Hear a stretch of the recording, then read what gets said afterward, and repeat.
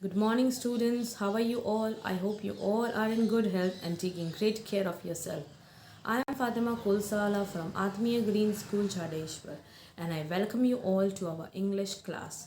As you all know, students, that we are done with our PT3 syllabus. So, from today onwards, we are going to start our revision. And for revision, we are going to start with our course book, that is New Pathways Unit 6. That is the only unit which you would be having for your PT3 syllabus. And for grammar, as I told you before, that we are going to have chapter number 15, 16, 17 and 20. Okay, so that was the syllabus of your PT3. So let's start our today's chapter. We are just going to go through some hard words and also the explanation of this chapter so that you can just recall the story of this chapter. So I request you all to open your course book, page number 83.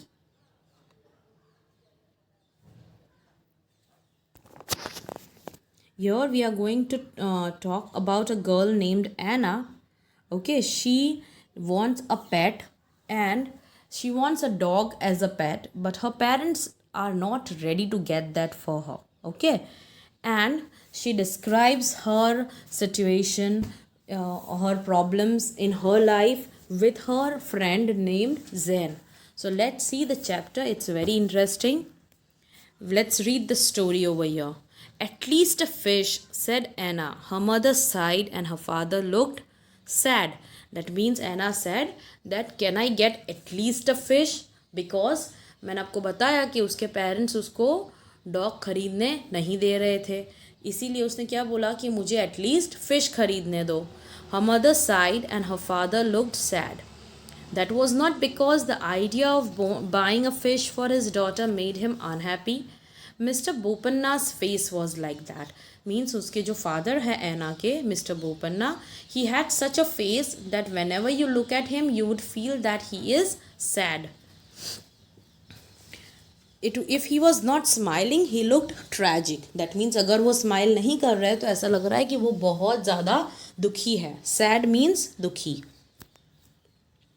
His cheeks sagged and his lips drooped, and his eyes looked like they were about to fill with tears.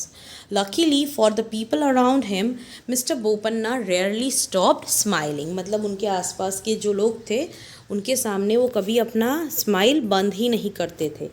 Because अगर वो हंसना बंद कर देते हैं तो वो कैसे लगते हैं, दुखी लगते हैं. उसके चीक्स जो है उनके वो काफ़ी सैग्ड है. सैग्ड मतलब अंदर दबे हुए, नीचे गिरे हुए, वैसा. Lips drooped and eyes looked like they were about to fill with tears. मतलब अभी उनको उनकी आंखों में आंसू आ जाएंगे ऐसा लगता है. ठीक है. Anna on the other hand was really sad. Why she was sad?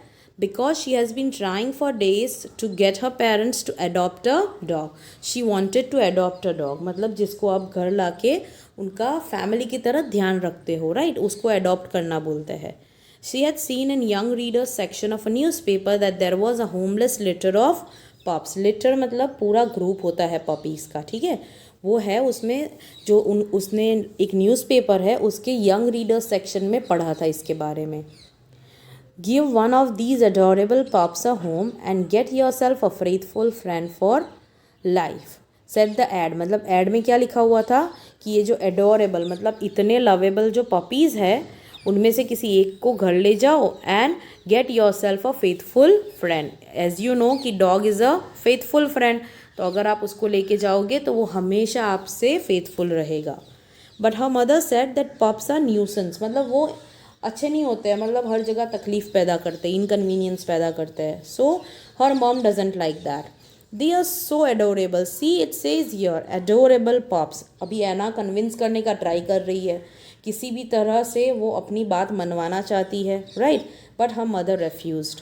Mister Bopanna was always travelling. उसके जो फादर है उनकी जॉब कैसी थी, उनको हमेशा ट्रैवलिंग करनी पड़ती थी. इसीलिए मिसेस बोपन्ना जो है मतलब उसकी mother had to look after the home and Anna and her very demanding job. She was also at home. She had to look after the home, look after Anna and also her job. Almost 3 days a week they ended up eating noodles. मतलब 3 दिन week में ऐसे होते थे जब उनको noodles ही खाने पड़ते थे, because Mrs Bopanna was not able to cook food, because she didn't get home early कि वो खाना बनाए, right. I am sure dog likes cup noodles. अभी उसको ऐना कन्विंस कर रही है अपनी मम्मी को, तो बोल रही है कोई नहीं, डॉग भी खा लेगा हमारे साथ नूडल्स, है ना, जैसे हम खाते हैं। They are not healthy, thank goodness Zain's mother gives you healthy things to eat in the afternoon, otherwise you would be having a very unbalanced diet. तो उसकी मम्मी ने उसको क्या बोला कि see, Maggi and noodles are not healthy, you can't eat on daily basis. वो तो अच्छा है कि जैन जो उसका फ्रेंड है, उसकी मम्मी उसको स्कूल के बाद उसका ध्यान रखती है, ठीक है। After school Jan's mother take care of Anna also, और दोपहर का खाना भी वो उसी के साथ खाती है। So she Anna's mother is very happy that she doesn't have an unbalanced diet just because Zain की जो मम्मी है वो उसको अच्छे से खाना खिलाती है।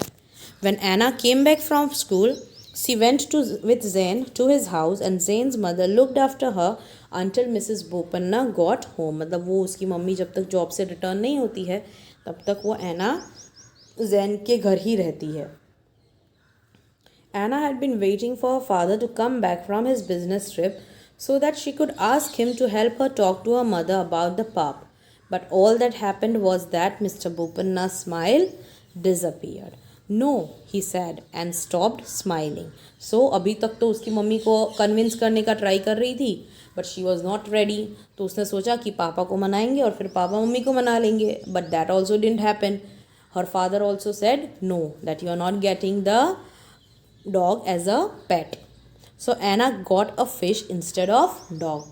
तो उन्होंने लास्ट में एग्री किया किस चीज़ पर, कि तुमको अगर चाहिए तो हम फिश ला के देंगे, डॉग नहीं ला सकते हैं। Now a fish is very different from a dog, right, it is very different. Obviously आपको भी पता है क्या क्या डिफरेंसेस होते हैं, है ना। सबसे पहले तो फिश के पैर नहीं होते, it does not have any legs. फिर उसकी एक टेल होती है जो वैग तो करती है लेकिन इतनी ज़्यादा नहीं करती है, राइट, जैसे डॉग्स करते हैं वैसे वो नहीं कर सकती है। You can't tell its mood from the way it wags its tail. Obviously dogs wags its tail when it is excited and happy, but fish के मामले में ये चीज़ नहीं है। फिर फिश बार्क नहीं करती है, it won't lick all over your face, and you can not cuddle it. Cuddle it मतलब किसी चीज़ को अपने आर्म्स में लेके उसको हग करना, ठीक है, but you can't do that thing with a fish, right, वो तो पानी में रहती है, how can you do that. Anna did try but she got very wet, मतलब एना ने ट्राई किया होगा वो फिश को पानी से निकाल के कडल करने का, लेकिन वो पॉसिबल नहीं था, she got wet. So because of the biggest difference between a fish and a dog, that a fish lives in water. Obviously fish कहाँ रहती है, पानी में, है ना। तो अभी हम पानी में तो जा नहीं सकते हैं, तो फिर बहुत सारी चीज़ें हैं जो उसको पसंद नहीं थी फिश के बारे में, but she was trying to accept it as a pet and she was learning, ठीक है, वो सीख रही थी कि उसका ध्यान कैसे रखा जाता है, उसको कितना खाना देना है, but she was not that much knowledgeable about how to keep a fish as a pet. Anna learned all about how to keep the fish tank clean, how many pellets of fish food to drop into the tank, and how many times, मतलब दिन में कितनी बार उसको खाना खिलाना है, ठीक है। पैलेट्स मतलब छोटे छोटे बॉल्स जो होते हैं वो, okay. And how many times a day she has to drop that pellets of ball, मतलब छोटे छोटे ड्रॉप्स जो होते हैं फूड के, वो कितनी बार डालना है।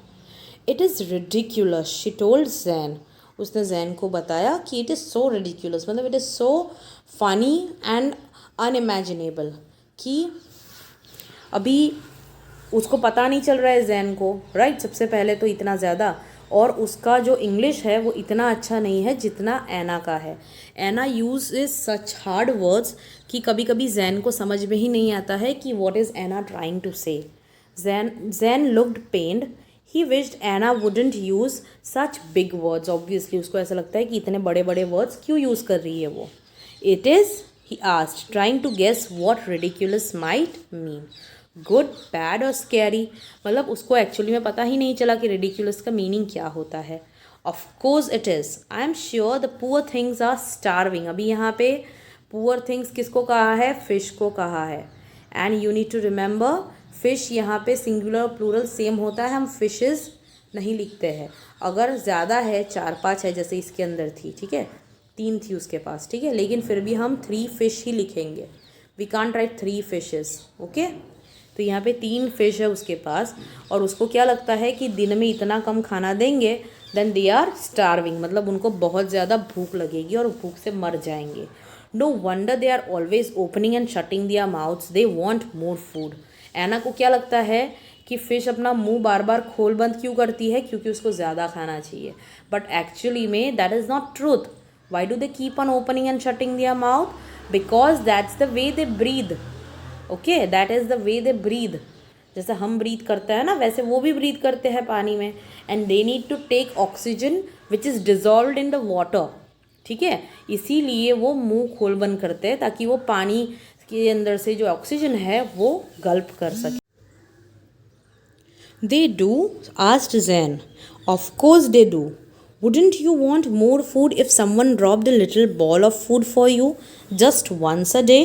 Not even a ball, a little marble of food, a little drop of food. So now Zen and Anna are talking about the food which they are giving to fish. ठीक है, अभी fish के लिए जो खाना दे रहे हैं वो लोग उसके बारे में डिस्कस कर रहे हैं कि अभी एना को क्या कहा गया है, उसकी मम्मी ने क्या बोला है कि you just have to drop some pellets of food in the fish tank only once a day, मतलब दिन में एक ही बार डालना है और वो भी थोड़े, और वो भी बड़े बड़े बॉल्स नहीं, छोटे छोटे बॉल्स। तो वो जैन्स को पूछ रही है कि अगर तुमको दिन में एक ही बार वो भी इतना ही खाना मिले तो तुम क्या करोगे, है ना। तो अभी उनको ये समझ में नहीं आता है कि फ़िश का स्टमी कितना छोटा होता है, राइट। फिर वो ज़्यादा खाते हैं तो उनको उसके इफ़ेक्ट्स पता चलते हैं, बाद में वो बीमार पड़ जाते हैं। तो वो सारी चीज़ें जो होती है वो अभी एना और जैन को समझ में नहीं आ रही है, because they don't have that much knowledge, because they are small right now, ठीक है, वो तो छोटे हैं। अभी उनको कैसे पता होगा कि कितना खाना डालना चाहिए, अभी वो तो पेरेंट्स को ही पता होता है, right. I would starve, declared Zen. He ate lots of food many times a day and in spite of that he was often hungry. तो जब एना ने ऐसा पूछा जैन को तो जैन क्या बोल रहा है कि मैं तो भूख से मर ही जाऊंगा अगर मुझे कोई इतना कम खाना देगा, क्योंकि उसको काफ़ी ज़्यादा खाने की आदत है, वो भी दिन में कई बार, फिर भी वो हंग्री ही रहता है। See, exactly. But when I tell my mother we should give poor Socrates, Plato and Aristotle more food, she refuses. अभी वो क्या बोली कि हाँ सही बात है, देखो मैं भी वही बोल रही हूँ कि वो एना उसकी मम्मी को बोलती होगी कि हमको सोक्रेटिस, प्लेटो और एरिस्टोटल को ज़्यादा खाना चाहिए, खाना देना चाहिए, लेकिन वो मना करती है। अभी यहाँ पे प्लेटो, सोक्रेटिस और एरिस्टोटल क्या है, उनकी फ़िश का नाम है, ठीक है। एना ने अपनी फ़िश का नाम रखा हुआ है ये 3, और ये चीज़ जैन को समझ में नहीं आई। Why should we give Sock Hoover and Pluto and Hoover more food, I thought it was the fish that were starving. अभी जैन को तो पता ही नहीं चला कि उसकी जो फ़िश है 3 उसके ही नाम है ये, तो वो कंफ्यूज हो गया कि मुझे तो लगा कि तुम्हारी फ़िश भूख से मर रही है, फिर हम इन तीनों को क्यों खाना देंगे, है ना। तो एना ने उसको बोला that's what they are called silly, the fish उसका ही नाम है। उसने बोला उसको कि अरे वो सोक्रेटिस, प्लूटो और एरिस्टोटल वो 3 फिश का ही नाम है, मैंने दिया है उनको नाम कि दिस वन इज़ कॉल्ड। अभी उनके पास जो उनका फ़िश टैंक है, वो फ़िश बोल है, वो लेके गई घूमती होगी वो, मतलब ऑब्वियसली अभी वो पूरा दिन घर पे नहीं रहती है, तो फिर वो जो उसका वो होगा फ़िश बोल होगा वो शायद उसके घर पे हो या फिर वो अपने जैन के घर पे रख देती हो, क्या पता, लेकिन most probably she might be keeping it at home, और फिर वो जैन के घर से वो लोग अपने घर गए होंगे तब ये सारी बातें हुई होगी, ठीक है। सो वो उसको देख के बोलती है कि ये देखो इसका नाम सोक्रेटिस है, the fat one is called Plato and the another one is called Aristotle. अभी ये 3 जो है सोक्रेटिस, प्लेटो एंड एरिस्टोटल, ये तीनों ग्रीक फिलोसोफर है, स्कॉलर्स है, ठीक है, मतलब एंशिएंट टाइम्स के अंदर। Now Jan peered at the fish tank, peered मतलब एकदम केयरफुली किसी चीज़ को देखना। The 3 goldfish looked exactly the same to him. अभी जो तीनों फिश थी गोल्ड फिश, जैन के हिसाब से तो तीनों सेम ही थी, कोई फ़र्क ही नहीं दिखा उसको। तो he wished again that Anna would keep things simple. क्यों एना सारी चीज़ें इतनी कॉम्प्लिकेटेड बना देती है, क्यों इतने भारी भरकम नाम रखने के हमें याद ही नहीं रहते हैं। उससे बेटर है कि उसको कोई ईजी वाला नाम दे दे। इफ़ देवर हिज फिश, मतलब अगर ये जो 3 फिश है जो एना की पेट है वो अगर जैन की पेट होती तो क्या बोलता उसको वो, he would have called them fishy 1, fishy 2 और फिशी 3, और मे बी गोल्डी 1, गोल्डी 2 और Goldie 3। Why make life difficult with the names which were impossible to pronounce, जो नाम इतने डिफ़िकल्ट होते हैं वो क्यों रखने हैं। But Anna was right about one thing, the 3 fish looked like they were gulping and might die of starvation. That means they were swallowing the food very quickly, और जो पानी भी होता है वो भी काफ़ी स्पीड में गल्प करता है। इसीलिए उसको लगा जैन को कि एना सही बोल रही है, उसकी जो फ़िश है वो भूखी है और वो उसको ज़्यादा खाना चाहिए। तो वो क्या बोलता है जैन उसको, I think you should give them more food. So do I but my mother hides it. Anna ने क्या बोला कि मेरी मम्मी तो उसको छुपा देती है खाना। Give them something else then, what do fish eat, seaweed, give them seaweed. मतलब एना को बोलता है वो कि कोई बात नहीं, अगर फ़िश फूड नहीं है then we can give something else, जो वो एक्चुअली में खाती है, जैसे कि सीवीड। ठीक है, सीवीड का मतलब होता है the plants which grow at the bottom of the sea. ठीक है, उसको सीवीड कहते हैं। फिर उसको सडनली ध्यान आया कि सी तो बहुत दूर है इधर से, so how will we go and get it, right. It has just occurred to him that the sea was about 7 hours away, मतलब 7 घंटे दूर है सी, तो हम कहाँ लेने जाएंगे। I know what, give them spinach, I bet it taste just like seaweed, they won't know the difference, they look pretty dumb anyway. अभी उसने क्या बोला जैन ने कि जाने दो, सीवीड नहीं देते, उसकी जगह पर स्पिनच दे देते हैं। स्पिनच और सीवीड में कुछ ज़्यादा डिफरेंस नहीं होगा, शायद सेम ही होगा। और वैसे भी ये जो फ़िश है वो तो काफ़ी डम्ब लगती है, मतलब यहाँ पे डम्ब का मतलब you can say they are not having knowledge about anything, मतलब एकदम क्या बोल सकते हो आप उसको, they are stupid kind of thing. Okay, तो वो बोलता है कि वैसे भी तो उनके अंदर अकल तो है नहीं फ़िश में, then just give them spinach. उनको कहाँ पता चलेगा कि सीवीड क्या है और स्पिनच क्या है। But Anna got angry, Anna scowled, she didn't like anyone, even Zain calling her fish dumb. She sometimes yelled at them because they were stupid and didn't wag their tails or bark or do anything interesting. But no one else was allowed to call them dumb. एना को बहुत ज़्यादा गुस्सा आया। उसने कहा कि वो मतलब अगर जैन भी उसकी फ़िश को डम बुलाएगा तो नहीं चलेगा। और anyway Anna used to yell at those fish, ठीक है, क्योंकि वो कभी वैग नहीं करती अपनी टेल्स या कुछ भी चीज़ इंटरेस्टिंग नहीं करती है। ठीक है, इसीलिए वो बोलती है कि सिर्फ वो ही अपनी फ़िश को डांट सकती है, कोई और उसे ऐसे नहीं बोल सकता है, स्पेशली डम्ब तो नहीं ही बोल सकता है कोई उसे। They are not dumb, she shouted, she went red in face and Jan got alarmed. He hated it when Anna lost her temper. They are not dumb. What did she shouted कि वो dumb नहीं है, और उसका जो पूरा face है वो लाल हो गया था गुस्से से। एंड जैन गॉट अलार्म, मतलब जैन को काफ़ी डर लगता था उसके गुस्से से, because she might have seen Anna getting angry, और वो चीज़ उसको अच्छी नहीं लगती थी। जब एना लॉस्ट हर टेम्पर, मतलब जब वो गुस्सा होती थी तो जैन को ये चीज़ अच्छी नहीं लगती थी। So quickly I said, I mean dumb because they can't speak, not stupid dumb. See, वैसे भी हम डेफ और डम्ब बोलते हैं जब तब। डम्ब का मतलब क्या होता है, नॉर्मली जो बोल नहीं पाते हैं उनको हम डम्ब कहते हैं। ठीक है, तो वो क्या बोलता है, उसने तुरंत ही अपना स्टेटमेंट चेंज कर लिया जैन ने, because he was quite clever. उसने बोला कि अरे मैं डम्ब का मतलब वो वाला डम्ब नहीं, स्टूपिड वाला नहीं, वो बोल नहीं सकती है इसीलिए मैंने उनको डम्ब बोला। Of course not, they are very intelligent. I think they must be geniuses. Genius का मतलब काफ़ी ज़्यादा इंटेलिजेंट होता है। अभी वो तो नहीं है, लेकिन उसका गुस्सा ठंडा करने के लिए एना का उसने ऐसा बोला कि नहीं नहीं, मुझे तो तुम्हारी फ़िश बहुत इंटेलिजेंट लगती है। एना took a deep breath. She recognized a peace offering when she saw it. Maybe they do speak. Maybe they have a language of their own and only they can hear each other. अभी ऐना को थोड़ी शांति मिली, ठीक है। जब उसने ऐसा उसको समझाया तो ऐना को थोड़ा पीस फील हुआ और फिर उसने सोचा कि ऐसा हो सकता है कि शायद वो बोलते हो और उनकी खुद की लैंग्वेज हो, but we are not able to understand. Obviously each and every animal have their ways of communicating, okay. It is possible कि वो लोग हमारी तरह बात नहीं करते हैं, लेकिन इशारों में या कुछ कोड्स होते हैं, पता नहीं how do they talk, but yes there is always a way to communicate, ठीक है। एनिमल्स भी अपने अपने तरीके से कम्युनिकेट करते हैं, जैसे ह्यूमन बींग्स बोल के कम्युनिकेट करते हैं, वैसे ही वो लोग भी कम्युनिकेट कर सकते हैं। Zen pushed his nose against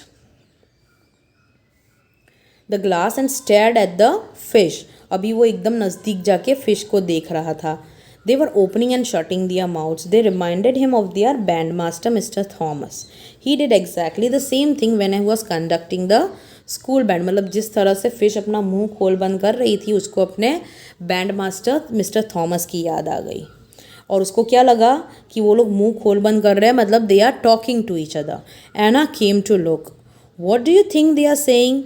एना को ऐसा लगा कि शायद जैन को पता चलेगा कि वो क्या बोल रही है, इसीलिए वो पूछ रही है। अभी जैन को वैसे कुछ समझ में तो नहीं आया कि क्या बोल रही है वो, लेकिन वो काफ़ी अच्छा था इस चीज़ के बारे में, because he was able to make strangest noise, मतलब कुछ अनयूजुअल नॉइज, वियर्ड से noises. He could whine like a dog, purr like a cat, squeak like a mouse and caw like a crow। मतलब different different animals और birds के वो आवाज़ निकालता था।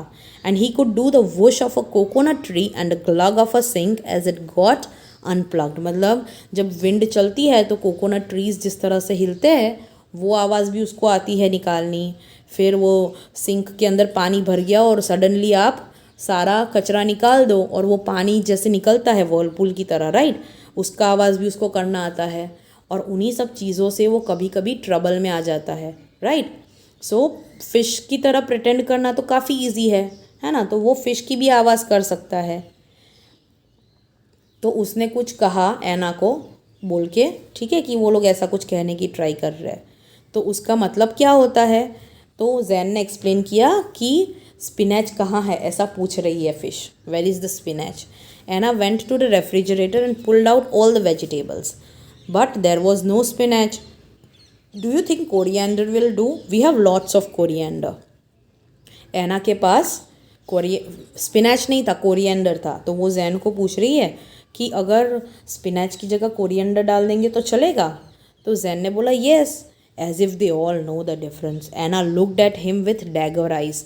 अभी जैसे ही जैन ने कहा कि जैसे उसको उन लोगों को पता चलने वाला है कि स्पिनच है कि कोरिएंडर है, तो वापस एना को गुस्सा आ गया और वापस वो अपनी आंखें बड़ी बड़ी करके गुस्से से देखने लगी।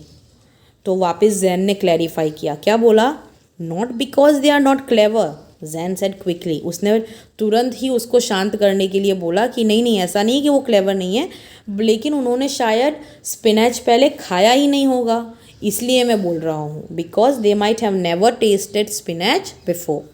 सो Anna and Jan chopped some coriander into little fish sized bites and dropped them into the tank। उन्होंने क्या किया, वो कोरिएंडर को छोटे छोटे टुकड़ों में कट किया, फिश साइज़ के, मतलब उनके मुंह में जाए इतना छोटा छोटा, और फिर उसको टैंक में डाल दिया। They drifted downwards in slow motion. Only Socrates came and poked at the passing strand with his nose, and then he turned away and ignored it। तो जैसे ही उन्होंने ये सारे कोरिएंडर के छोटे छोटे बाइट्स डाले तो वो क्या होने लगे, वो सारे पीसेस धीरे धीरे नीचे की ओर जाने लगे। स्टार्टेड ड्रिफ्टिंग, मतलब धीरे धीरे सिंक होने लगे पानी में।